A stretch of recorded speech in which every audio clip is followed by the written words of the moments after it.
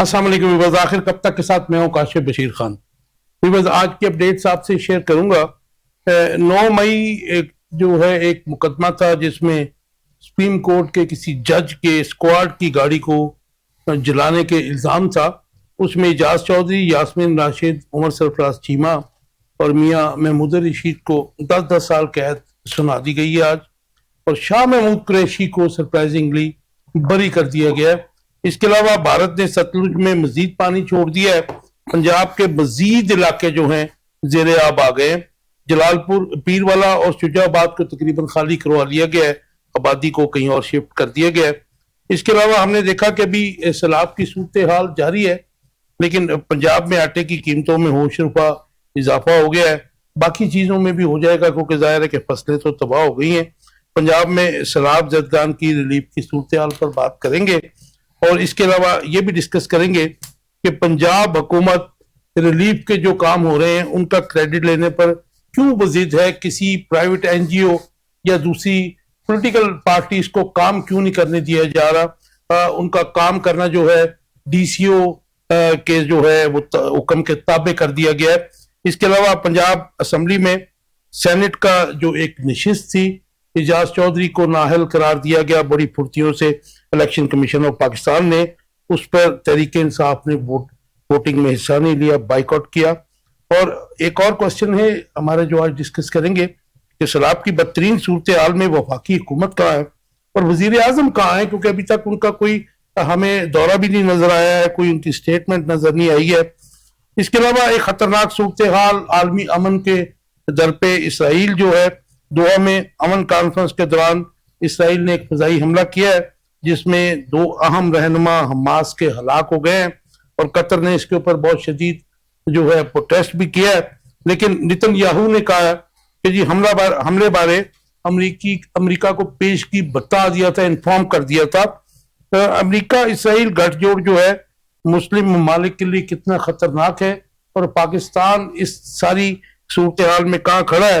और इसके अलावा नेपाल में आज हमने देखा कि इनकलाबी तहरीक का आगाज हो गया है, इसके खित्ते पर क्या असरात होंगे ये भी डिस्कस करेंगे। मेरे साथ मुस्लिम लीग नून से हैं राजा खुर्रम शहजाद साहब। राजा साहब वेलकम टू द शो। और पीपीपी से हैं खान बिलावल इसहाक। हाँ साहब वेलकम टू द शो। राजा साहब आपसे शुरू करते हैं। ये 9 मई किसी जज के वो स्क्वाड की गाड़ी थी, उसको आग लगी, तो उसमें ये जो मेन उनके लीडर्स हैं इनको पहले भी सजाएं हो चुकी हैं, लेकिन शाह महमूद कुरैशी को बरी कर दिया गया। आपका टेक इसके? देखिए जी, बिस्मिल्लाह, इस पे सिर्फ मैं इतना कहूंगा कि शाह महमूद कुरैशी साहब का बरी होना इतना मायने खेज नहीं जितना उन लोगों का जिन्होंने 9 मई के वाकया को, जो एक अफसाना नहीं था बल्कि हमारे शहादा की वो जो थी वहां पे मुजस्मे, उनको जलाया, फिर उसके बाद उनकी तज़ीम में फर्क लाया। और उसके बाद देखिए इन लोगों ने कुछ भी जो किया वो काबिल तारीफ ना था।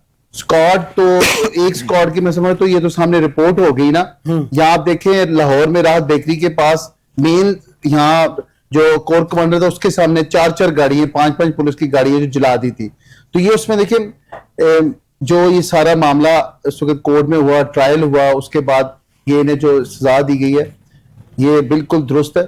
और इसमें मैं नहीं समझता कि अगर उन्हें बरी किया गया तो वो क्यों किया गया। वो शायद ट्रायल और जज के पास जो उस वक्त उन्हें एविडेंस पेश की, तो जरूरी नहीं कि शाह महमूद कुरैशी में इन्वॉल्व हो, इसलिए उनको जान के छोड़ा गया। वो नहीं होंगे तो उन्हें बरी कर दिया। और ये तो बाकी लोगों ने भी इनमें से कुछ कहा था कि हम नहीं है, उनको ही क्यों छोड़ा गया? ये थोड़ा सा इसलिए देखिए मैं आपको बताता हूँ, जब ये सारा हुआ ना तो ये शुमाली शामली थाना जो है यहाँ पे कम से कम एक FIR में 2000 बंदे थे जो कोर कमांडर को और हाउस को और उसको जो वहां पे जो ट्रैकर पे चल रहे थे।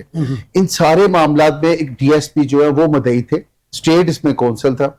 एक भरपूर जो है ना मौका दिया गया, प्रोसिक्यूटर जनरल पंजाब है उनके पास, आप प्रोसिक्यूशन के ट्रायल में से गुजर के इस केस के मामले में अपनी आपकी सफाई पेश कर सकते थे। PTI ने जो ये इनका हसद है ना और ये जो इनकी ये जो जहारियत है, ये इनको उस जिस मुकाम पे इनको ट्रायल को फेस करना चाहिए, अपनी शहादत देनी चाहिए, गवाह लाके वहां पे क्लियर करते, ये उसके बजाय मीडिया पे आके और तू तकार और लोगों के साथ उलझ के। और देखिए आज सेनेट की सीटें भी उन्होंने घुमा दी, अपनी असेंबली से उन्होंने नुमाइंदगी खत्म कर दी और अपनी बेवकूफी की वजह से सिंस वेरी फर्स्ट डे ये देखिए आप परवेज इलाही साहब को इन्होंने टॉर्चर पे लेके आए, केपीके से इन्होंने क्या किया 13 साल, हर चीज की जिम्मेदारी मैं समझता हूं इन्हीं की है और इन्हीं की वजह से सारा इस मुकाम तक ये पहुंचे। राइट, ये आपका कुछ डांस आ गया जी। बिस्मिल्लाह खान साहब कैसे रहमान देखते हैं ये जो अभी राजा साहब बात कर रहे थे, ये फेयर ट्रायल की बात कर रहे हैं, लेकिन फेयर ट्रायल को वो पीटीआई और जो इंडिपेंडेंट लोग हैं वो इसको फेयर ट्रायल नहीं कहते हैं।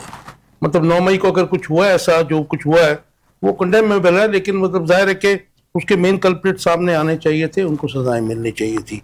आपका टेक, क्योंकि माजी में हमने देखा कि मियां नवाज शरीफ पे हाईजैकिंग का केस भी बना, ट्रीजन का भी केस बना, लेकिन जाहिर है कि जैसे अब ये है, आने वाला वक्त बताएगा क्या है, ये भी उसी तरह सियासी केस थे, हालांकि वो जित्यारा तो हाईजैक हुआ था मुशर्रफ का। आपका टेक इस पे। बिस्मिल्लाहिर्रहमानिर्रहीम। खान साहब आपका बहुत शुक्रिया, आपने मुझे मौका दिया मेरा मौक़िफ़ सामने लाने का। सबसे पहले तो मैं एक बात ये रिकॉर्ड पे लाना चाहता हूँ कि सिर्फ शाह महमूद कुरैशी साहब इस मुकदमे में बरी नहीं हुए। इसके जो फैक्ट्स हैं, ये 23 लोग जो हैं इसमें सजा हुए हैं और 18 लोग बरी हुए हैं। उसमें मेन इनके लोग भी हैं, रुबीना मैडम रुबीना है, अफशा बीबी हैं, और भी कई लोग हैं जो इसमें बरी हुए हैं। Total beneficiary main stream leaders नहीं, 18 लोग इसके बेनिफिशियरी हैं इस जजमेंट के। राइट। अब जो अदलिया का जो फैसला है, उस फैसले पे सवालात उठाना एक मखसूस सियासी जमात का, वो ये हमेशा से वतीरा, जब से ये इक़्तिदार में आए उस वक्त से इन्होंने इदारों को टारगेट करना शुरू किया। आप देखेंगे कि सुप्रीम कोर्ट के बाहर जो बेहुरमती सुप्रीम कोर्ट की गई, जिस तरह से कपड़े धो के, और वो बातें यहाँ पे बयान करने के काबिल मीडिया पे नहीं है, जिस तरह से जो हरकतें सुप्रीम कोर्ट और पीटीवी सेंटर के बाहर हुई, वो बार बार आपका मीडिया रिपीट उसको करता रहा है, वो आपने भी देखा। उसके बाद पीटीआई सोशल मीडिया एक जो इनका हथियार है कि सोशल मीडिया के जरिए, अभी अदलिया का ही आप देख लें जिस तरह से डिग्रेड करने की कोशिश की जा रही है एक मुहिम के जरिए। पिछले दिनों जनाब आपने मुलाहिजा किया होगा, इब्राहिम असगर साहब एक डिस्ट्रिक्ट एंड सेशन जज हैं साहिवाल, उनकी रिटायरमेंट पे भी पीटीआई ने सोशल मीडिया के जरिए एक वो प्रोपोगेंडा शुरू किया कि फौज और इदारों के प्रेशर में आकर इन्होंने इस्तीफा दिया। हालांकि ऐसा कुछ नहीं था। 18 अगस्त 2025 उनकी रिटायरमेंट थी और वो फैक्ट की बात है। उसको जिस तरह से मैनिपुलेट करके फैक्ट्स को जो इस कौम को मिसगाइड करने की कोशिश की गई है, उनके खिलाफ चीफ जस्टिस और हाई कोर्ट ने नोटिस ले लेकिन लिया। उस पे जो पीटीआई ने The way he was filming his retirement, अब जो भी तो अच्छी बात नहीं थी ना जी। अच्छी बात नहीं थी देखिए, लेकिन उसको एक मखसूस सियासी जमात ने इदारों के खिलाफ जिस तरह से इस वीडियो को इस्तेमाल अच्छा, किया। ये मुझे एक बात का जवाब दे दीजिए खान साहब, जी, जी। कि माजी में हमने देखा कि मुहतरमा बेनजीर भुट्टो कैंगरू कोर्ट्स कहती रही हमारी इन्हीं अदालतों जी, जी। को। मियां नवाज शरीफ ने तो फिजिकली इन्होंने हमला कर दिया 1997 में, जस्टिस सजाद अली शाह साहब, ठीक है ना जी, जी, जी। और सजाद अली शाह साहब को अनफॉर्चुनेटली एक खातून ने जूता भी मारा था, बिल्कुल। जिसको बाद में वो- पंजाब हुकूमत में एडवाइजर बनाया गया था। ऐसा ही। अब ये सारा तो सारे इस तरफ है, तो इसमें रोल फिर किसका हुआ, खराबी कहां पे हुई? देखिए तमाम पॉलिटिकल जमातें जो हैं, आप जो कह रहे हैं इस वक्त, ये जो मैं पहले वाकये दो बता रहा हूं वो ज्यादा हीनियस नहीं थे जी। देखिए मैं आपकी अगर- बात से इख्तलाफ नहीं कर रहा हूं। जी जी, देखिए अगर पाकिस्तान में ये देखा जाए कि अस्करी क़यादत को अगर सामने लाया जाए, तो जिस तरह जुल्फकार अली भुट्टो साहब का ट्रायल हुआ, जी। तो और उसके बाद सुप्रीम कोर्ट और हाई कोर्ट का जो उसमें किरदार था, तो सबसे ज्यादा क्रिटिसिज्म तो पाकिस्तान पीपल्स पार्टी को इन इदारों पे करना चाहिए। तो किया उन्होंने। वो जिस तरह से सोशल मीडिया पे और अब मौजूदा वक्त में जिस तरह से पीटीआई का किरदार है, वो कभी भी इस तरह की negative politics Pakistan Peoples Party ने इस मुल्क में नहीं की। पाकिस्तान पीपल्स वो जो पार्टी अभी राजा साहब बात कर रहे थे ना कि भुट्टो साहब का सारा केस, मैंने बहुत डिफरेंट ऑथर्स का पूरा केस पढ़ा, या बख्तियार ने भी जो केस है सियासी तौर पर लड़ा था। देखिए उसके अब 50 साल के बाद आकर अगर सुप्रीम कोर्ट उसमें ये इंसाफ दे रही है कि वो एक अदालती कत्ल था। अच्छा, मुझे आप बता दीजिए, इस 50 साल के डिसीजन के बाद क्या पॉलिटिक्स पे कोई फर्क पड़ा या भुट्टो वापस आ गया? पॉलिटिक्स पे फर्क नहीं पड़ा, लेकिन हमारे इदारों पे या सवाल जरूर उठे। पे जुडिशरी का लेवल ऊपर चला गया? हमारे इदारों तीनों पे चीजों में सवाल कुछ उठे। हुआ जी? जुडिशरी डिग्रेड हुई इसके बाद कि क्या कैसे फैसले आते रहे इस मुल्क में, जुडिशरी डिग्रेड हुई, फैसले अच्छे नहीं आते रहे, नजरिया जरूरत परवान चढ़ता रहा वक्त के साथ साथ। जब तो अभी है अभी है जी। मौजूदा वक्त में अगर इसको 9 मई को आप देखें, सामने रखें, तो 9 मई में अगर जो लोग सजाएं उनके खिलाफ हुई है, तो प्रोसिक्यूशन एविडेंस पेश की है तो सजा हुई है।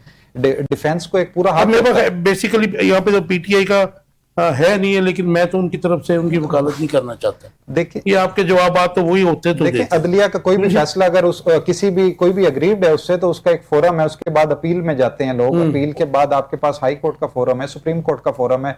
हमें यहाँ पे बैठ के कि अदलिया ने वो फैसला ठीक किया या गलत किया, अभी 2 फोरम उनके बाकी हैं।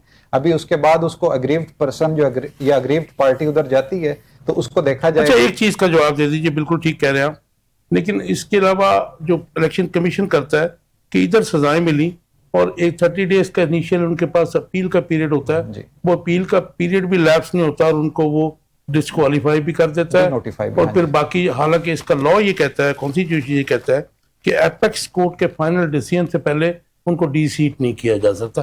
पीपल्स पार्टी इसके बारे में क्या कहती है? देखिए, पीपल्स पार्टी एक जमहूरी जमात है, ये जो जनाब ने बात की है बिल्कुल ये दुरुस्त है। इसको ये क्योंकि एक कानूनी नुक्ता है, इस पे अब पॉलिटिकल तो नहीं है जी, ये कानूनी नुक्ता है, रोज इस पे एक नई से नई अमेंडमेंट आ रही है। अब इसमें चूंकि सिर्फ और सिर्फ इसमें पाकिस्तान पीनल कोड या सीआरपीसी के तहत ये जो है ये ट्रायल नहीं हुए, इसमें ये आर्मी जो मिलिट्री कोर्ट्स थी वो भी इन्वॉल्व थी। सारों में तो मिलिट्री कोर्ट्स नहीं है, बेसिकली ऑफिशियल एक जो 780 इसमें और दूसरा इसमें अगर ज्यादा तो मैं जी राजा साहब आप बात। मैं देखिए उसमें बता रहा हूँ कि बेसिक, मैं आज आपको बता रहा हूँ कि बेसिक उन केसेस का इंचार्ज प्रोसिक्यूटर जो होता है वो उस कोड का था। अगर मैं हूं या ना हूं, आप हो ना हो, उसमें जो कंप्लेनर थे वो स्टेट थी और स्टेट के केस को रन करते हैं प्रोसिक्यूटर। जो प्रोसिक्यूशन होता है वो इंचार्ज ऑफ द केस होता है। अगर वहां पे मुझे ज्वाइन किया लंदन से हमारे सीनियर साहब हैं सिकलान इमाम साहब, मुझे वेलकम कर लूं।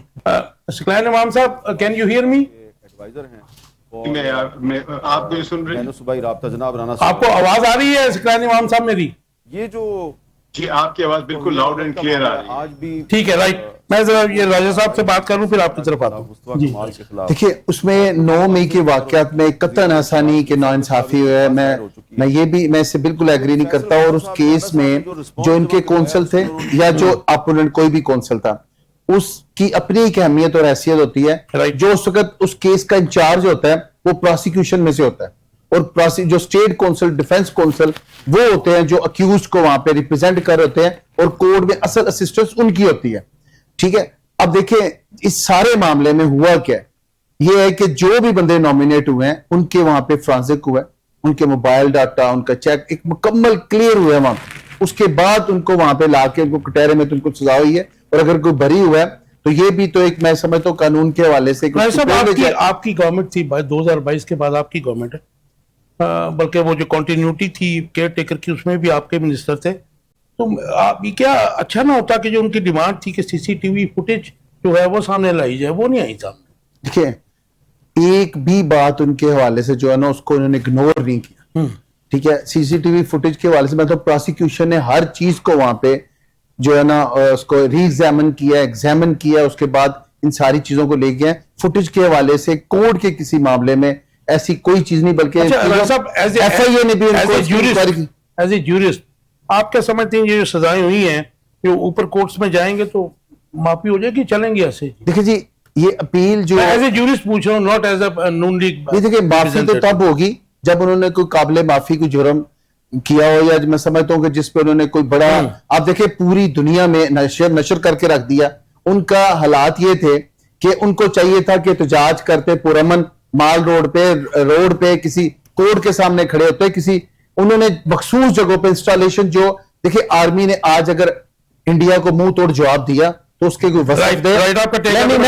मैं मुकम्मल कर कोई जिसकी वजह से आज हम लोग सर बुलंद करके यहाँ बैठे हैं और हमने वहां पे 3-3.5 घंटे में उनको बिल्कुल नीच तो नबूद कर दिया। इन्होंने आर्मी की तौहीनी की, इन्होंने पाकिस्तानी अवाम के जज्बात बात की और इनकी जो सजा थी वो अगर वो जाके अपील में भी जाते हो तो वहां पे देखिए कोर्ट ऑफ लॉ है ऊपर और वो उसको जज करेगी। उसमें वहां प्रोसिक्यूशन का ये बजाय इसके कि जाके मीडिया में ट्रायल करें, ये जाके वहां कोर्ट में क्यों नहीं खड़े होते? मैं एक चीज करना चाहता हूं जी, बिल्कुल मैं एक चीज मुख्तसर कि जो पीटीआई के 9 मई का जो एहतजाज था, 40 इमारतें ओवरऑल जो है मुतासर हुई, जो डान की रिपोर्ट थी आपके मीडिया की, और 40 की 40 फौजी इमारतें थी, मिलिट्री वो बिल्डिंग्स थी। वो क्यों ये एक मखसूस जगह को जाके टारगेट किया गया? एक जमहूरी अगर ये पार्टी है तो वो पब्लिक इंटरनेशनल मैसेज दे रहे हैं लोगों को। 40 जो प्लेसेस हैं जो डान की रिपोर्ट है, मैं नहीं ये कह रहा हूं जी, वो 40 की 40 मिलिट्री बिल्डिंग्स थी जिनको टारगेट किया गया है। मिस्टर इमाम साहब, 9 मई के केसेस में से एक केस था, एक सुप्रीम कोर्ट के जज साहब थे, उनके स्क्वाड की गाड़ी जल गई या उसको जलाया गया, उस पर इजाज चौधरी, यास्मीन राशिद, उमर सरफराज चीमा और मियां महमूद रशीद को अगेन दोबारा 10-10 साल की कैद सुना दी गई है। शाह महमूद कुरैशी को बरी कर दिया गया। आपका टेक? ठीक है, लोग कहते हैं कि जी पर्सनल मेरे ख्याल मामला, में पर्सनल ये मामला, 9 मई का जो वाक़या लीडर जो होता है उसके एक पर्सनल सियासी मामला नहीं मुकदमा होते। है। इसको इसमें एक क्रिमिनल केस ये बात समझना तो साबित मेरे है ख्याल में कानून के साथ भी कि मजाक है और पाकिस्तान की ये जो सियासी सारा तारीख वो के साथ भी एक जो मजाक खबर है। माने का जो है वो हम सब जानते हैं अदालतों में कि जो है वो 9 मई का वाक़या फिर एक सियासी लीडर की जो एक बदमाशों वायलेंट यानी मचा रहा पुरतशद्दुद है वहाँ किस्म पे। की जो गिरफ्तारी उसको मारा थी भी गया है, उसका एक कई बार अवामी ये रद्द भी अमल बड़ी जाती है। और उसमें जरूरी नहीं कि सारे ये वो पीटीआई के केसेस हैं लीडर्स थे, जो- लेकिन ये सबको मालूम था जो जुर्म उस जमाने में alleged माहौल किया बना गया हुआ था और आज भी जो बना हुआ आगे है। से एडमिट ये किया 9 मई के वाक़े के बाद जिस बाकी तरह इसमें हमें जो महसूस सलाह है हो वो रहा अब है या बताया जा रहा है कि बड़ी ज्यादती हो गई और उससे पहले जिस तरह हमारे हालात मामूल के थे उससे पहले भी जिस तरह हुकूमत की तब्दीली, क्योंकि आप वाकयात को उसके कॉन्टेक्स्ट के बगैर देखना जो है ये कानून के साथ भी मजाक है, सियासत के साथ भी मजाक है और पाकिस्तान के साथ तो ये मजाक हमेशा से हो रहा है। मिसाल के तौर पर फ़खर अली भुट्टो को फांसी दी गई तो उसमें नवाब मोहम्मद अहमद खान का कत्ल असल वजह नहीं थी, क्योंकि वो मुकदमा तो कभी साबित ही नहीं हुआ। और आज तो खैर अब उन्हें भी तस्लीम करने के उन पर दबाव था और ट्रायल कोर्ट में जिस तरह हुआ था हम लोग सब ये चीजें भूल चुके हुए हैं। जिस हाई कोर्ट ने भुट्टो को सजाए मौत दी थी जस्टिस मौलवी मुश्ताक की, उसमें एक तो मौलवी मुश्ताक साहब खुद थे चीफ जस्टिस, जिनको आईनी तरमीम करके जियाउल हक की वापस लाया गया था, चीफ जस्टिस बनाया गया था, जिसके पूरे बेंच के जो बाकी मेंबरान थे वो एडहॉक जजेस थे, यानी जो मामूल के जजेस थे, उन्होंने वो मुकदमा नहीं चलाया था। फिर बाद में जब सुप्रीम कोर्ट में अपील गई थी तो सुप्रीम कोर्ट के जजेस ने तस्लीम किया है कि उनको पर दबाव था। उन्होंने आपके सामने मारे जो हसन शाह साहब जो थे, और उसके अलावा अब तो ये आपके फाइल साहब की सुप्रीम कोर्ट ने ये भी तस्लीम कर लिया कि उसमें प्रोसीजर सही चलाया ही नहीं गया था। तो मेरा मतलब है कि सियासी मुकदमा को हम बगैर सियासत से हटके एक आम क्रिमिनल केस समझना खुद एक तारीखी गलती है। तो 9 मई का वाक़या जो था वो एक तो ये जहन में रखे, मेरे साथी अभी आपके जो फरमा रहे थे और बड़ी अच्छी बात कर रहे थे कि इंडिया को मुंह तोड़ जवाब दिया, 3 घंटों में उनका सफाया कर दिया, लेकिन फिर भी 4 दिनों बाद आपका नूर खान एयरबेस, ठीक है, बुलारी एयरबेस, जैकबाबाद एयरबेस और सरगोदे के एयरबेस पे भरपूर किस्म के मिसाइल्स के हमले हुए थे। और उसमें कितना नुकसान हुआ ये पाकिस्तान की हुकूमत ने खुद भी तस्लीम किया हुआ है कि उसमें उनके कई हमारे जो ऑफिसर्स एयरफोर्स के, इसमें एक स्क्वाड्रन लीडर भी थे, ये शहीद हुए थे। तो मैं उसकी डिटेल्स में नहीं जा रहा हूं, लेकिन जब हम 9 मई के वाक़े और इसमें अभी इन्होंने जो मुआवजा किया तो उसमें फिर ये भी देखना पड़ेगा कि क्या 9 मई के जो अवामी मुजाहरे थे, लोगों के मुजाहरे थे, वो उन्होंने क्या उतना ही नुकसान पहुंचाया जितना कि इंडिया के मिसाइलों ने नुकसान पहुंचाया था? क्या नूर खान एयरबेस उन्होंने जला दिया था? ये जो इमारतों पर हमले हैं 40 है या 400 हैं, ये अलामती इमारतें थी, इनमें से किसी में भी मिलिट्री का या एयरफोर्स का स्ट्रेटेजिक कोई एसेट तबाह नहीं हुआ। आप जो कोर्ट कमांडर का घर जो जला लाहौर में, उसकी वजह है समझ में आती है कि इश्तियाल अंगेजी जो थी वो हुकूमत की तरफ से थी। पुरतशद्दुद किस्म के जो हमले थे वो, या पुरतशद्दुद तरीके से एक सियासी लीडर की जो गिरफ्तारी थी उससे इंस्टिगेशन करनी ही करनी थी। अच्छा, मुझे ऐसी आमतौर पे जिन्होंने किसी को भी गिरफ्तार करना होता है वो बड़े ऐसे अंदाज से करते हैं कि तशद्दुद ना फैले, लेकिन यहाँ पे ये साफ नजर आता था कि हुकूमत जो है, और मैं इसको हुकूमत भी नहीं कहूंगा, अब ये भी सब चीजें पाकिस्तान में कोई कानून की हुक्मरानी नहीं है, पाकिस्तान में कोई अदालती निजाम नहीं। 26वीं आईनी तरमीम के बाद आपकी जो सुप्रीम कोर्ट है, यानी आपकी जो आला तरीन अदालतें जो है वो एक इंतजामिया के नीचे आ चुकी हुई है, क्योंकि सारे बुनियादी फैसले जो है वो एक पार्लिमानी कमेटी कर रही है जिसमें हुकूमत के लोगों की तादाद या बराबर है या ज्यादा है। तो एक भी जज अगर टूट के उस कमेटी के जो मेंबर है, कमीशन के जो मेंबर है, अगर हुकूमत के साथ मिल जाए तो सारे फैसले जो अक्सरियती वोट की बुनियाद पर होते हैं, जिसके नतीजे में अमली तौर पे इंतजामिया का कंट्रोल बढ़ गया हुआ है अदालतों की तकर्रुरी पर और उनके ट्रांसफर पे भी। और एक और भी बात आपको मालूम है, और ये सब वो करा जानते हैं, लेकिन पता नहीं जरूरत नहीं करते कहने की, कि अब हर साल जब एक जज की आप एक उसका एग्जामिनेशन करेंगे कि तुमने एक साल भर में अच्छे काम किए नहीं किए, तो कौन सा जज नहीं चाहेगा कि वो अच्छे काम दिखाए अपने, और ताकि अगले साल भी जज रहे, वरना उसको हटाया जा सकता है। शकलान इमाम साहब इस पे मैं एक बात करना चाह रहा हूँ। जी जी शुक्लान भाई, अगर आप मेरी बात कंप्लीट नहीं हुई है। आप बहुत सारी बातें कर सकते हैं, लेकिन मेरी बात जरा कंप्लीट हो लेने दें कि इस तमाम मामलात में अदालत की जो फ्रीडम है, ये इंडिपेंडेंट है, वो खत्म हो चुकी हुई है। और ये मैं नहीं कह रहा, ये ICJ कह चुकी हुई है। ये दुनिया भर के जो माहिरीन है वो इस पर पूरी ओपिनियन दे चुके हुए हैं। लेकिन जाहिर है पाकिस्तान में जुर्रत चाहिए इस्टेब्लिशमेंट के खिलाफ बोलने के लिए, जो अब नहीं रही है। ना मीडिया में रही है, ना कानूनदारों में रही है, ना वकाला की अक्सर बरादरी में रही है। और सियासत का जो हाल है वो हमने देख लिया हुआ है, सबने देखा। अच्छा शकलान इमाम साहब, इस पे मैं बता दूं, नहीं इस पे थोड़ी सी इजाजत दें। आपने बड़ी अच्छी बात की, शुक्रिया। मैं नहीं इस पे देखिए आपकी बात तो कंप्लीट नहीं, लेकिन हमारा टाइम मुकम्मल हो जाना। आपके बहुत टाइम अभी देखिए, नहीं मैं बता दूं, एक मिनट नहीं देखिए मेरी रिक्वेस्ट है, मैंने आपको पूरा टाइम दिया, उनका देख लेने, फिर मैं आपको पूरा टाइम दूंगा, वो मेरे साथ ही हैं। लेकिन 26वीं तरमीम जो है उन्होंने हमारा स्टेटस अप किया है, हमें 26वीं तरमीम को ऐसे नहीं देखना चाहिए। देखिए मैं अभी इस पे बहस में नहीं पढ़ना चाह रहा कि अप किया डाउन किया है। बहुत से लोग नंगे होकर खड़े कहते हैं हम आजाद हो गए हैं, तो उसमें कोई मुझे उस पर बहस नहीं करनी है। मैं आपको दुनिया के लोग माहिरीन की बात बता रहा हूं। आपकी राय अपनी जगह, आपकी राय आपके ख्याल में दुरुस्त हो सकती है, लेकिन दुनिया में बड़े बड़े काबिल लोग बैठे हुए हैं जिनकी ये राय मैं आपके सामने पेश कर रहा हूं। कई रिटायर्ड जजेस है, कई माहिरीन कानून है। आपकी नजर में अदलिया को इस तरह हालत पे पहुंचा देना कि उसके जजेस जब आजाद फैसले ना कर सके, वो आपके ख्याल में अगर उसकी इज्जत अफजाई है तो माशाल्लाह मुझे कोई इतराज नहीं, आपकी राय का मैं एहतराम करता हूं, लेकिन मैं इत्तेफाक नहीं करता हूं। अब इन हालात में जब 9 मई के मुकदमात की बात की जाती है, मुझे इजाजत दे, जब इन हालात में 9 मई के मुकदमात की बात की जाती है, जिनमें से कुछ मिलिट्री कोर्ट्स में भी गए हैं, और मिलिट्री कोर्ट में उस हालत में गए हैं कि एक सुप्रीम कोर्ट मिलिट्री कोर्ट्स को गैर आईनी कहती है, बाद में 26वीं आईनी तरमीम के बाद जो सुप्रीम कोर्ट बनती है वो आईनी करार दे देती है। ठीक है ना? तो इसके नतीजे में 9 मई के मुकदमा जो चल रहे हैं उनको सियासी ये प्रोसिक्यूशन हो रही है, ये सियासी अदलिया। अच्छा मुझे एक आपको राजा साहब रिस्पॉन्ड भी करना चाह रहे हैं शकलान साहब। जी ये एक इंपॉर्टेंट क्वेश्चन इसके साथ जुड़ा है, फिर राजा साहब को मैं टाइम देता हूं, वो रिस्पॉन्ड करना चाह रहे हैं। मुझे ये बताइएगा कि शाह महमूद कुरैशी को हर इल्जाम से बरी किया जा रहा है, हालांकि बाकी लोगों को तो साजिश केस में भी जो है कन्विक्ट किया जा रहा है।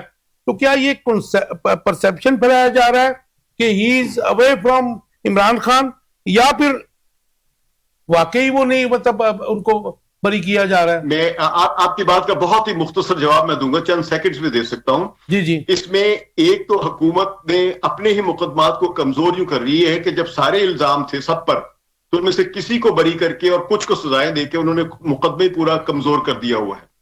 क्योंकि जब सबके एविडेंस एक जैसे हैं, किसी को साजिश में डाला, आपने खुद फरमाया किसी को साजिश में डाला, साजिश का मतलब एविडेंस नहीं, आपने शक किया और डाल दिया हुआ है। जियो फेंसिंग जो की गई, इसकी कोई कानूनी हैसियत नहीं दुनिया भर में। ये पता नहीं किस तरह पाकिस्तान में ऐसे मुकदमे चल ही क्यों रहे हैं जियो फेंसिंग के जरिए। जियो फेंसिंग सिर्फ प्रेजेंस दिखाती है, कोई एक्शन नहीं दिखाती है। और प्रेजेंस तो किसी की भी हो सकती है, अल्लाह ताला की जात की भी प्रेजेंस हो सकती है वहां पे, तो हम अल्लाह ताला की जात पे भी मुकदमे चला दे, तो वो तो नहीं आप कर पाएंगे। अल्लाह पाक के पास मोबाइल तो नहीं होंगे। कसकलान भाई, मैं एक छोटी सी बात करने लगा, मुझे अब आपकी सर आंखों पे अब आ गया। मैं शुक्लान भाई, साहब ने काशिफ साहब ने परसेप्शन की बात की, उस पर मैं आखिरी बात अर्ज कर दूं, थोड़ी देर बाद देखिए परसेप्शन बनाने की हुकूमत की तरफ से कोशिश की जा रही है, अच्छा, ताकि पीटीआई के अंदर इख्तलाफात पैदा हो सके। और ये आप देखिए इख्तलाफात डालने के लिए उन्होंने सिर्फ मतलब शाह महमूद कुरैशी को फॉरवर्ड ब्लॉक बनाने की मतलब उनमें हिम्मत नहीं, मैं नहीं समझता ये, नहीं बिल्कुल नहीं। ये हुकूमत की कोशिश टूट का शिकार हो जाए। राइट, जी। अच्छा देखिए शुक्लान भाई, मैं एक आपको बात बताऊं, देखिए आप लोग वहां बैठे हैं यूके में, हो सकता है आपको इन्फॉर्मेशन जो मिली हो आपके हवाले से दुरुस्त हो, मैं एग्री नहीं करता। अब देखिए इंफॉर्मेशन ऑब्जेक्टिव चीज है, राय सब्जेक्टिव हो सकती है। ठीक है, अच्छा जो आपके पास है कि ये इनिशियल जो प्रेसिडेंट थे लाहौर प्रेस क्लब के, he is one of them, और बहुत फिर तो वो उनकी बड़ी। अच्छा मैं आज मैंने थोड़ा सा अपडेट कर दूं। देखिए जुल्फकार अली भुट्टो साहब की आपने बात की, उन्हें 109 अबैटमेंट में सजा दी गई थी, वो क्या थी क्या नहीं थी, वो डायरेक्ट 302 उन पे नहीं था, उन्हें जो अबैटमेंट में थी ना उस पे। अच्छा भाई साहब, उनकी सजा के बाद ये अबैटमेंट जो है दोबारा किसी ने उनका केस कोड नहीं किया जो रेफरेंस बनता है आपका। देखिए हाँ, वो उनका एंगल जो है ना, देखिए उनका एंगल डायरेक्ट एविडेंस नहीं थी, एक था 109 नहीं आप अबैटमेंट। ठीक कह रहे हैं 109, लेकिन उसके बाद उसको उस केस को जो है किसी केस में किसी उसमें प्रेसिडेंट नहीं है, प्रेसिडेंट नहीं है। हाँ ठीक, अच्छा ये भी एक कामयाबी है। दूसरा देखिए इमरान खान जो है ना, वो मैं समझता हूं शायद उनको कोई समझाता, कोई बताता उन्हें कि ये जो उन्होंने तोशा खाना में जो भी उन्होंने वहां पे चोरी की या जो भी चीज लिया वो एडमायरेबल नहीं थी। दूसरा आप देखें, आप अलकादर ट्रस्ट का देखें प्लीज, खुदा का वास्ता है, आप लोग वहां बैठ के पाकिस्तान की स्पोक्समैन है, वहां पे नुमाइंदे हमारे, और मैं तो समझता हूं उस ओहदे के हवाले से आप मेरे लिए काबिल एहतराम है। उस वक्त जब अलकादर ट्रस्ट की जमीन उन्होंने अपने नाम करवाई और 400 से ज्यादा कनाल, तो उसकी बेसिक रीजन क्या थी? यूके से जो आए पैसे थे वो इन्होंने विदाउट अप्रूवल, ट्रस्ट के नाम ये ना कहें, नहीं देखिए ट्रस्ट के नाम देखिए प्लीज, नहीं मैं केस को देख रहा हूं और मैं केस के बीच में उसको मैं वो शायद बता रहा हूं, नहीं देखिए ट्रस्ट के नाम पे, इनके नाम पे, बेगम के नाम पे नहीं है, मैं कहता हूं इनके नाम पे। अभी आप ट्रस्टी हैं लेकिन नहीं देखे ट्रस्टी वहां पे ना काशिफ भाई है ना मैं हूं।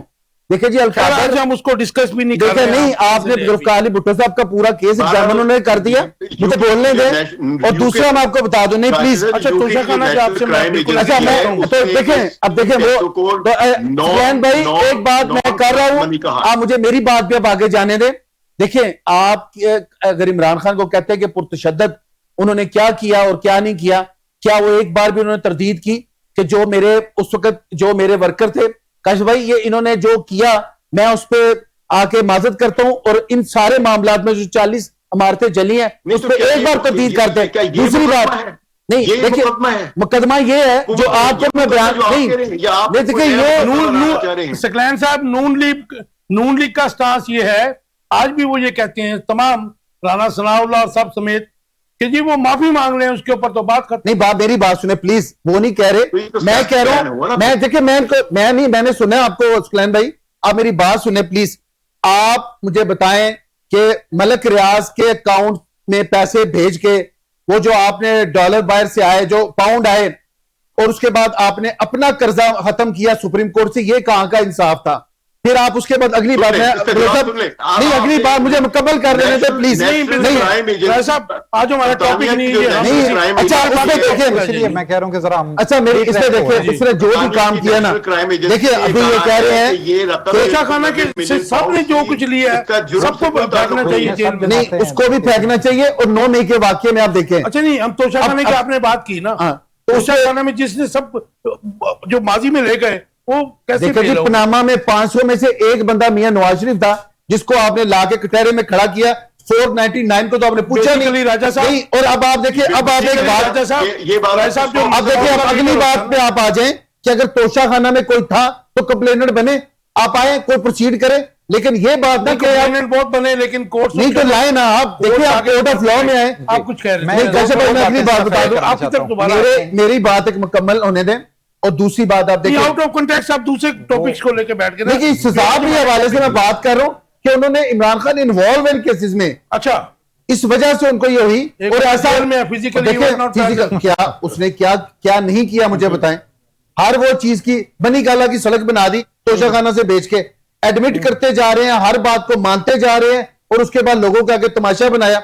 मैं नहीं समझता कि इमरान खान को सुधार गलत हुई। सकलैन साहब ने एक बात की जियो फेंसिंग की कि किसी भी जगह पे दुनिया में, मैं भी गुजरा था उस दिन, मैं चैनल से वापस आ रहा था और अल्लाह पाक के हवाले से जी मैं बड़े अदब से गुजारिश करूंगा, तो डरता रहा कि मुझे भी ना डाल दें। हमने बहुत कुछ सीखा है इनकी गुफ्तगू से। जो मॉडर्न डिवाइसेस है ना जी, हमारे कानून शहादत ऑर्डर जो है उसमें आर्टिकल 161 इसको अलाउ करता है। ये मॉडर्न डिवाइसेस में है, ये जो जियो फेंसिंग है, और ये आपकी बात ठीक है, लेकिन जिस करप्ट सिस्टम में हम रह रहे हैं, यहाँ पे प्रोसिक्यूशन पुलिस और सब, आपको भी पता कितने हम नेक हैं हम सब, उसमें आप कैसे ये कैसे? देखिए मैं ये अदम एतमाद नहीं कर जनरल बात करूं, 9 मई की बात नहीं कर, उसको बेहतरी का तो हम अपना किरदार उसमें बेहतरी का अदा कर सकते हैं। हम उसमें पीटीआई की तरह अदम एतमाद का इजहार नहीं करना चाहते कि हम हर सिस्टम से मायूस। प्रॉब्लम खान साहब पता क्या हुई है, माजी के आप दुश्मन थे, आपकी लीडर की तस्वीरें मुझे पता है कि कहाँ पे तैयार होते वो नहीं। तो सर देखे ना ठीक है जी, पीटीआई और वो एमक्यूएम के बारे में क्या कुछ कहती आज है, आप फिर इकट्ठे इख्तियार के बैठे। लिए इकट्ठे हैं सर ये तो आपके लिए हक बात करना मुश्किल सर हो देखें गया। जमहूरियत I'm में sorry, ये आप होता मेरी है, से पाकिस्तान तहरीक इंसाफ चले एमक्यूएम आगे के बारे चलते में क्या हैं, कुछ कहती रही हमें है, बाद में क्वेश्चन भी इकट्ठे हट गया, बैठे। आगे चलते हैं। सर राजा साहब, ये जो भारत ने सतलुज में मजीद पानी फेंक दिया है, और ये भी इंफॉर्मेशन आ रही है कि बारिशें तो वहां बहुत ज्यादा हो रही हैं, तो रावी में भी पानी छोड़ने का प्लान हो रहा है, क्योंकि उनके रिजर्वायर और डैम फिल हो रहे हैं, जैसे जलालपुर पीर वाला और शुजाबाद वगैरह को खाली करवा हाँ जी दिया। उन्हें ठीक है ना जी। तो कैसे देखते हैं कि ये जो इस वक्त है, और इसके बाद जो पंजाब हुकूमत है, ये जो प्राइवेट एनजीओज हैं या पॉलिटिकल पार्टीज हैं दूसरी, उनको काम नहीं करने देनी। पीटीआई को आपको बुरा लगेगा, लेकिन जमात इस्लामी के भी केस हमारे पास आए, वो भी बहुत एहतजाज कर रहे थे कि हमारे कैंप्स भी नहीं लगने दिए जा रहे, हमें काम नहीं करने दिया जा रहा सैलाब ज़दगान के रिलीफ के लिए। आपका टेक इसका? देखिए जी, इंडिया की जो आबी जहारियत है ना, जी जी, उसका जवाब तो अवाम भी दे रही है, पूरे एक इत्मीनान और पूरी यकजहती और एक सोच के साथ एक पेज पे। और पंजाब में वजीर आला जो हैं उनके अम्ब्रेला में इस वक्त मैं समझता हूं कि उन्होंने सारे मामलात को वो टेक ओवर कर लिया और इंशाअल्लाह ताला इस सारी आबी जहारियत पे ओवरकम करेंगे। अच्छा साहब, आप समझते हैं कि ये जो सैलाब की बदतरीन सूरत हाल का हमें सामने है, ये सिर्फ इंडिया के पानी की वजह से है? देखिए, कुछ जो क्लाउड बस्ट जो हो रहा है उस हवाले से भी है, और ये मौसमियाती जो तब्दीलियां आ रही हैं उसका भी पेशकम है। राइट। और इसमें दोनों चीजों को अगर आप देखें तो देखें, वो बुजदार जो इनका लीडर था पीटीआई का और जिसने बेड़ा गर्क कर दिया 3.5 साल में, आप बीबी का देखें, कंपेयर करें, और प्राइम मिनिस्टर का देखें कि अभी आप देखें कैंपों में डिटोल सोप जा रहा है, टेंट की एक उन्होंने वहां पे सिटी आबाद कर दी ये है। तो आप रिलीफ की तरफ आ गए ना। मैं चाह रहा था कि आप जरा बताइएगा कि ये जो सैलाब पानी छोड़ा गया है, तो अगर इंडिया, जाहिर है कि आपको भी पता है कि अगर यहाँ पे 100 सेंटीमीटर है और वहां पे 1000 हो रही है, अगर वो अपने रेजरवायर और बंद जो है भरने के बाद पानी ना छोड़ता तो क्या करता? देखिए जी, उनकी बददियानती और बदनीति पे मबनी जो मामला है ना, उन्हीं को हम फेस कर रहे हैं।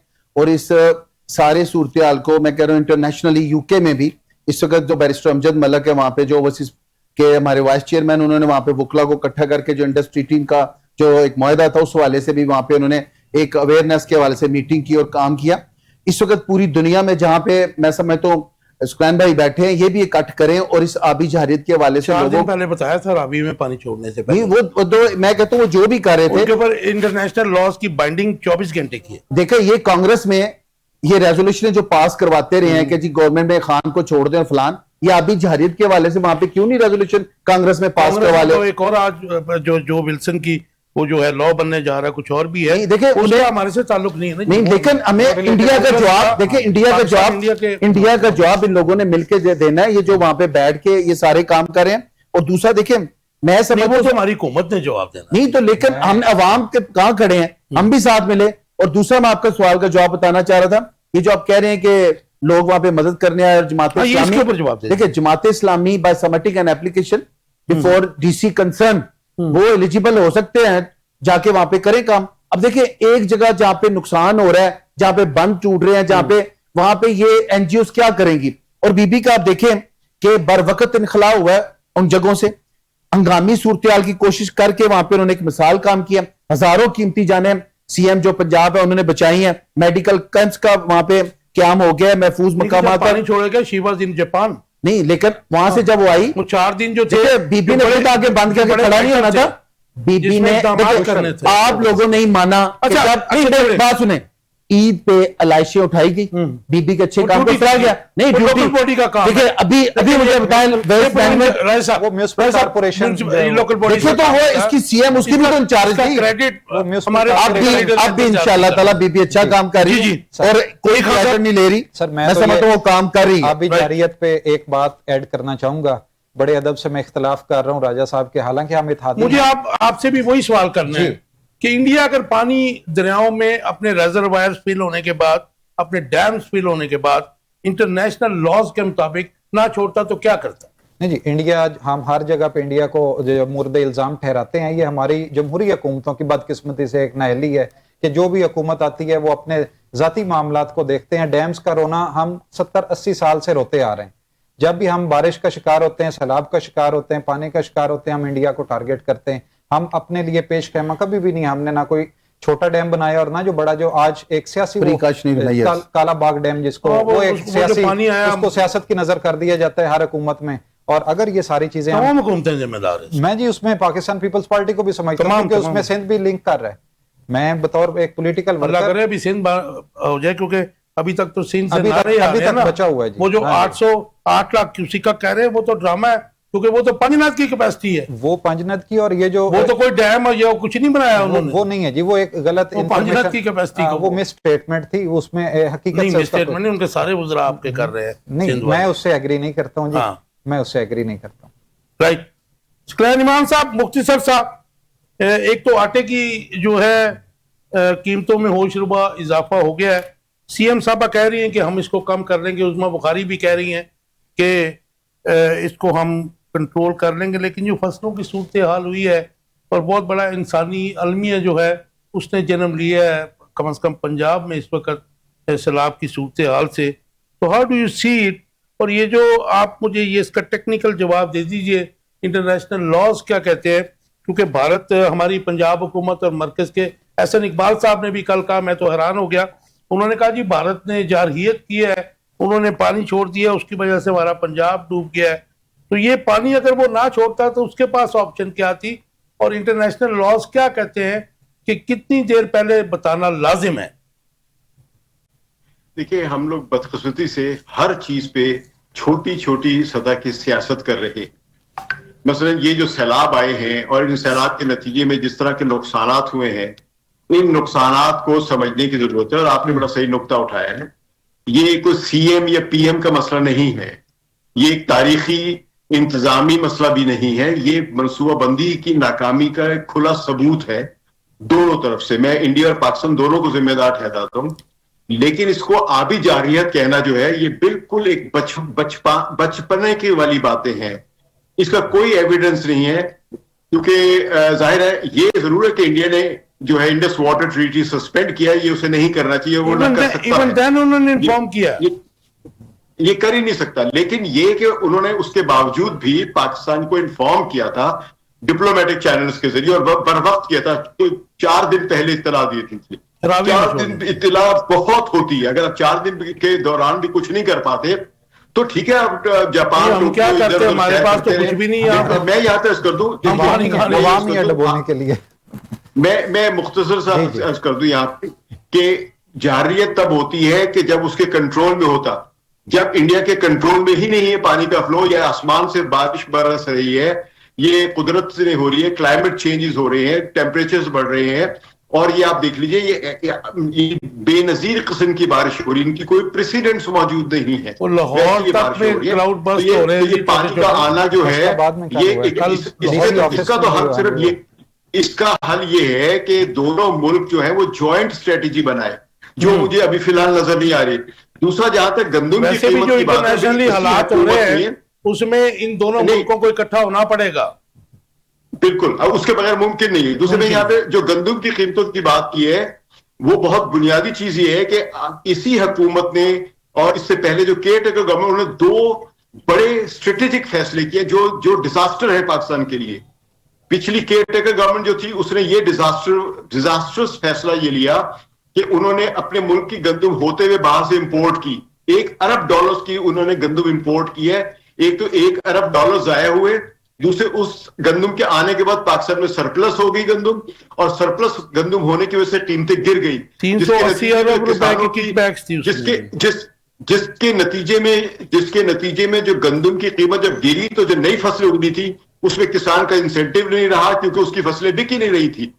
एक चीज ये बहुत बड़ा डिजास्टर था। दूसरा बड़ा डिजास्टर ये हुआ है कि आपने गंदम जो एक हुकूमत अच्छे खासे फिक्स रेट पे रहती थी, वो अपने फिक्स रेट पे खरीदना ही बंद कर दिया है। आपने कहा मार्केट रेट पर तो जाके बेच दो, तो नतीजा ये हुआ है कि किसान का नुकसान हुआ था, उसकी कीमतें गिरी हुई थी, और अब जिसको फिक्स रेट पे कीमतों होने की वजह से जो बेच सकता था, अब कोई उठाने वाला नहीं है, तो लिहाजा गंदम की कीमत और नीचे हो जाएगी, और किसान की दिलचस्पी, उसका डिजास्टर सबसे बड़ा ये हो गया। इसके नतीजे पूरा मुल्क जो है वो खुराक फूड इनसिक्योरिटी का शिकार हो गया, फूड इनसिक्योरिटी का शिकार हो गया। भाई साहब मुझे बताइएगा कि कल तक जो हमारे पास अपडेट्स आई हैं कि बहुत बड़ी तादाद में ऑर्डर बुक कर दिया गया है गंदम इंपोर्ट करने के लिए गवर्नमेंट की तरफ से, और अब ये जो सूरत हाल अब बन गई है, इसको कैसे देखते हैं आप? फूड सिक्योरिटी के हालात जो हैं बड़े खतरनाक चले गए हैं, फसलें तो ऑलमोस्ट पंजाब की तो तबाह हो गई जी सारी, तो कैसे गवर्नमेंट इसको टैकल करेगी? देखिए जी, अल्हम्दुलिल्लाह इस वक्त जो सूरत हाल है, क्रिटिकल एनालिसिस करने वाले तो अभी देखें ना, अभी जहारियत और दूसरी जहारियत के बीच में फंस गए हैं। तो ये सारी दुनिया में ऐसा होता है कि आपको गंदम के हवाले से वहां जखीरा अंदोजों के खिलाफ जो कार्रवाई करनी होती है, आपको इन सारी चीजों का अभी आज की मैं आपको गवर्नमेंट कर सकती है, अभी कर रही है, अभी बड़ी मैं इस पे बता रहा हूँ, ऐड करूंगा इस पे ऐड मैं बता रहा हूँ, ये सारी जखीरा अंदोजी के हवाले से एक पूरी टीम बन गई है। सीएम पंजाब जो उन्होंने वहां पे फिक्स कर दिया, और इसको सारों को जो सजाएं दी जा रही हैं, और ये जो आप समझ रहे हैं ना कि जो गंदम है उसके हवाले से जो भी लोग पीछे काम कर गए, हर अगले को आप दोष भी सकते हैं, लेकिन इस वक्त सीएम जो काम कर रही हैं इस पे इंशाल्लाह इस पे ओवरकम करेंगी।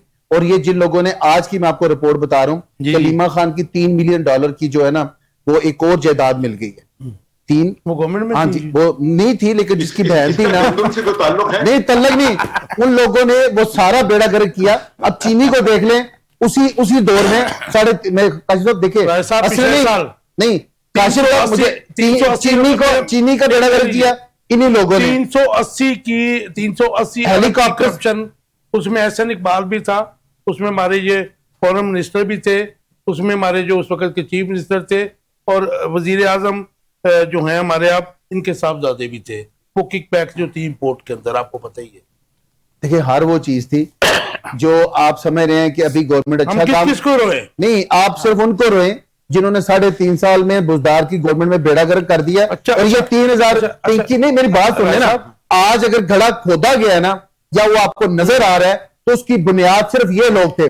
आप मुझे बताएं, 18 से पहले नवाज शरीफ का पाकिस्तान, मैं सिर्फ रिक्वेस्ट है, नवाज शरीफ का पाकिस्तान, मुस्लिम लीग नून का पाकिस्तान, वो पाकिस्तान था जिसमें आपको डॉलर कहां मिल रहा था। आपकी उस वक्त जो सूरत हाल थी 18 से पहले, ये आए, इन्होंने बेड़ा गर्क किया, और आज उसको नहीं, तो आप चलते रहे, जब आप छुरा घूमते, जब आप बेड़ा गर्क करते। मैं गंदम के बारे में जो बात है, एक हार्ट इशू है इस वक्त, क्योंकि गरीब के लिए रोटी सबसे अहम है। एक तो मैं पंजाबी का फिक्रा ऐड करूंगा, वो पंजाब गवर्नमेंट के नाम करूंगा, हर एक शै दे रेट वधा लो, आटा सस्ता रहन दियो, जिन्नी मर्जी अन्नी पा लो, आटा सस्ता रहन दियो। एक मेरी ये रिक्वेस्ट है पंजाब गवर्नमेंट, आटा तो अब सस्ता ही था, अब तो नहीं, अभी जो देखे ना पंजाब गवर्नमेंट ने किस रेट पे किसान से गंदम खरीदी और किस रेट पे अब वो जा रही है, ये जनाब बेहतर समझते हैं। उसके दरमियान में जो माफिया है वो काम खराब, वो उससे पहले अगर इसका बैकग्राउंड ये लिंक, अगर इसको ये जो रिसेंट जो ये सारे मामलात हैं गंदम के हवाले से, तो जो जब चौधरी परवेज इलाही साहब ने गवर्नमेंट संभाली, ये जो रिसेंट थोड़ा सा उनका छोटा एक शॉर्ट टेन्योर था, उसमें आप देखेंगे चौधरी मुनस इलाही साहब और मोहम्मद खान भट्टी साहब को अगर इदारों ने और कानून के इदारों ने जो एक्शन लिया है वो दो चीजों पे था। एक जो आपका डॉलर था ब्लैक किया गया उन्हीं दिनों में, और दूसरा ये गंदम का बहरान आपका जो पैदा किया गया, ये चौधरी परवेज इलाही उस शॉर्ट टर्म में था। उसके बाद हम फेस कर रहे हैं और उसको आगे ये पीटीआई का था, परवेज इलाही साहब के हिस्ट्री की बात है जी दोनों। लेकिन मुझे 13.5 साल में एक बात पता है कि लाहौर को हमने स्टूडेंट लाइफ से, जब भी बारिश होती थी, पानी, पहले शहबाज शरीफ साहब वो लॉन्ग शूज पहनते थे, लेकिन इन 3 सालों में जो रेजरवायर बना था लारंस के पास, वो बुजदार ने बनाया था। उसके बाद इन 3 सालों में पानी नहीं था लाहौर में, इस गवर्नमेंट ने बंद कर दिया आके। ये बिल्कुल मैं हकीकत की बात है, सब आपको बता रहा हूँ। लास्ट क्वेश्चन है, बड़ा इंपॉर्टेंट है। नेपाल में इनकलाबी तहरीक का आगाज पहले बांग्लादेश में हुआ, ठीक है जी, उसके बाद आपने देखा कि इंडोनेशिया में इस वक्त चल रहा है, साथ में यहाँ पे हो गया। आपका मुख्तसर टेक टाइम खत्म हो गया, तो इसके इस खित्ते पे क्या असरात होंगे? देखिए जी, इस खित्ते को अल्लाह ताला ने महफूज बनाया, ये महफूज रहेगा, और इंशाल्लाह पाकिस्तान हमेशा जिंदाबाद है।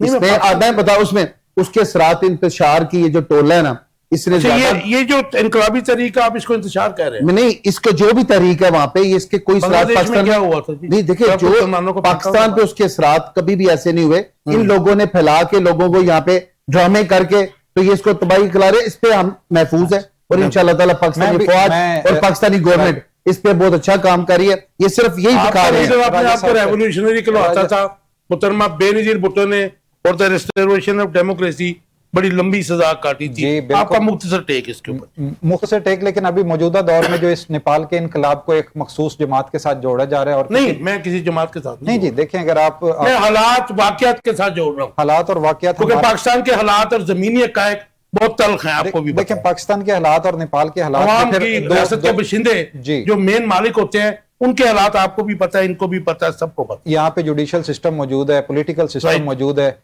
तमाम के तमाम उसको बेहतर करने की जरूरत है। ये नहीं कि हम उस चोक कदम नहीं हुआ इस्तेकाम- सिस्टम, अब इंस्टीट्यूशंस जो है आप उनका ब्रेकडाउन नहीं हुआ। उनमें बेहतरी, जो उनमें लूट के बेहतरी ले लाई गए जा ना, सकती है, वो चौक दिखाते हैं साल बेहतरी और वो लाई जा बताते सकती हैं है। 3.5 इमरान साल साहब में और मुख्तसर 13 जवाब। साल के पीके में।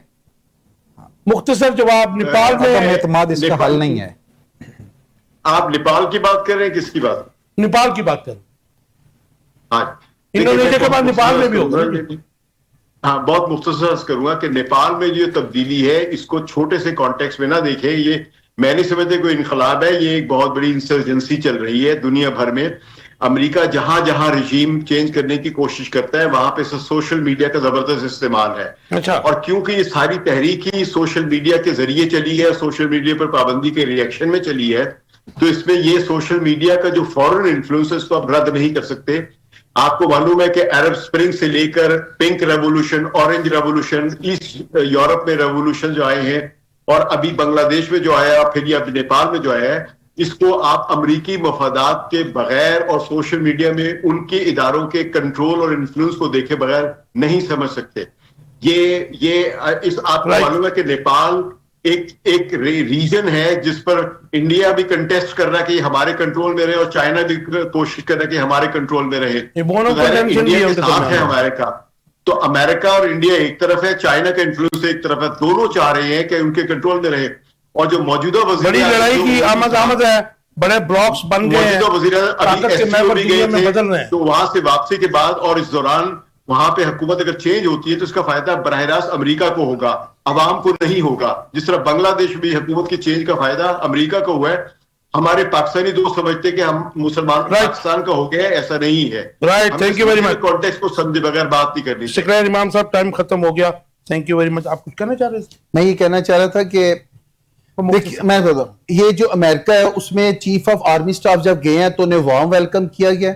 वहां पे पाकिस्तान की अफवाज के हवाले से उसको तारीफ की गई है, और पाकिस्तान का जो किरदार है उसको सराहा गया है। हमें किसी का कोई फर्क नहीं पड़ता। और पाकिस्तान इंशाल्लाह ताला कामयाब रहेगा। कब तक हमने कोशिश की कि आप तक जो एक्चुअल सिचुएशन है उसको पहुंचा सके, लेकिन आखिरी वाली बात पर मैं कमेंट जरूर करना चाहूंगा कि जो कुछ आज दोहा में हुआ है और जो उन्होंने नेतन्याहू ने उसके बाद स्टेटमेंट दी है, वो बड़ा अलार्मिंग है। जब हम कहते हैं कि जी हमारे आर्मी चीफ या कोई और वहां पे गए हैं, तो लेकिन हम बिल्कुल ट्रस्ट नहीं कर सकते हैं अमेरिकन के ऊपर, उनके प्रेसिडेंट के डोनाल्ड ट्रंप के ऊपर। मेरे ख्याल में सदी का सबसे जो समझते हैं कि नाकाबिले यकीन इंसान है वो, और जो कुछ उसने आज दोहा में करवाया है, और नेतन्याहू ने जब कहा कि जी हमने अमेरिका को इन्फॉर्म किया था, उसके बाद मुस्लिम जो ममालिक हैं, मुस्लिम उम्मा तो नहीं मैं कहूँगा, लेकिन मुस्लिम ममालिक जो हैं उनको जो है सोचना पड़ेगा, जिसमें पाकिस्तान भी शामिल है, कि आने वाले दिन जो हैं मुसलमानों के लिए जो है और ख़तरनाक होंगे और मुश्किल होंगे। व्यूअर्स, आपके फीडबैक का इंतज़ार रहेगा। अपना बहुत ख्याल रखिएगा। अल्लाह हाफ़िज़।